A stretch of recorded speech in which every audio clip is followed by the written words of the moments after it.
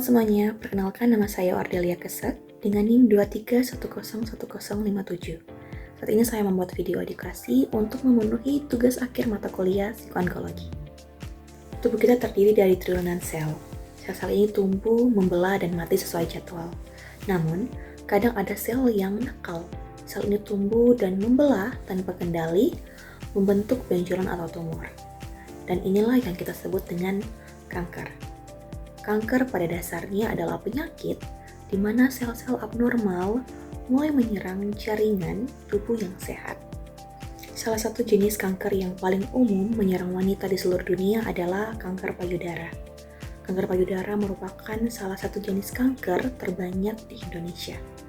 Berdasarkan Pathological Base Registration di Indonesia, KPD menempati urutan pertama dengan frekuensi relatif sebesar 18,6% dari data kanker di Indonesia tahun 2010 menurut data Histopatologic Badan Registrasi Kanker Perhimpunan Dokter Spesialis Patologi Indonesia atau IAPI dan Yayasan Kanker Indonesia YKI.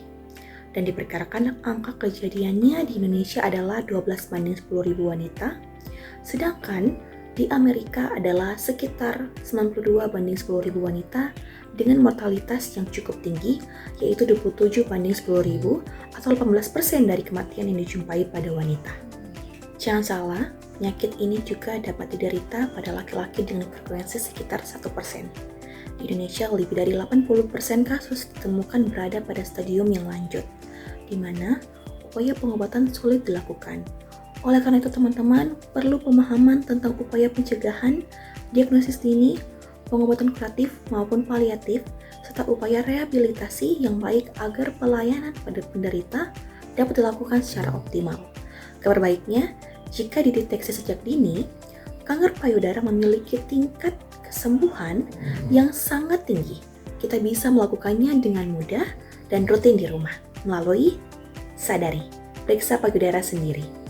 Sadari dilakukan setiap bulan 7-10 hari setelah hari pertama haid terakhir.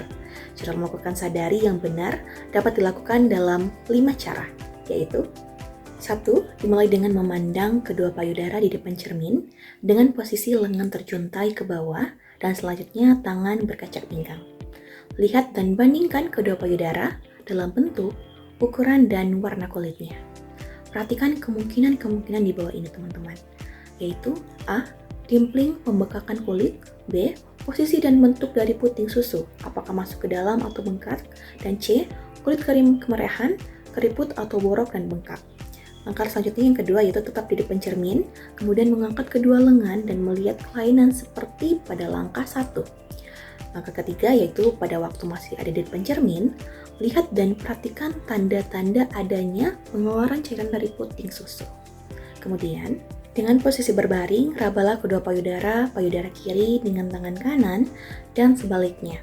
Gunakan bagian dalam atau volar atau telapak dari jari kedua sampai 4. Raba seluruh payudara dengan cara melingkar dari luar ke dalam, atau dapat juga vertikal dari atas ke bawah. Langkah berikutnya atau langkah 5 adalah meraba payudara dalam keadaan basah dan licin karena sabun di kamar mandi. Rabalah dalam posisi berdiri dan lakukan seperti langkah 4. Selanjutnya teman-teman ada namanya periksa payudara klinis atau Sadanis. Pemeriksaan klinis payudara dikerjakan oleh petugas kesehatan yang terlatih, mulai dari tingkat pelayanan kesehatan primer. Pemeriksaan klinis pada payudara dilakukan sekurangnya 3 tahun sekali atau apabila ditemukan adanya abnormalitas pada proses sadari tadi yang sudah dijelaskan. Selanjutnya, setelah dilakukan pemeriksaan klinis payudara, maka dapat ditentukan apakah memang betul ada kelainan dan apakah kelainan tersebut termasuk kelainan jinak, ganas, atau perlu pemeriksaan lebih lanjut sehingga membutuhkan rujukan ke tingkat pelayanan kesehatan sekunder ataupun tersier. Nah teman-teman, selain deteksi dini, kita bisa aktif mengurangi risiko kanker payudara melalui gaya hidup yang sehat. Pertama, aktif bergerak, lakukan olahraga teratur minimal 30 menit sehari. Kedua, batasi alkohol, hindari atau batasi konsumsi minuman beralkohol. Ketiga, terapkan pola makan yang sehat, perbanyak buah, sayur, dan biji-bijian utuh. Keempat yaitu berhenti merokok baik aktif aktif maupun pasif meningkatkan resiko berbagai jenis kanker, termasuk kanker payudara, teman-teman. Kemudian, yang terakhir, sadari adalah langkah pertama jika Anda menemukan benjolan atau perubahan. Jangan panik, teman-teman, segera temui dokter untuk pemeriksaan klinis atau sadanis dan diagnosis. Kenali tubuh Anda, peduli pada kesehatan Anda. Lindungilah diri Anda sekarang juga.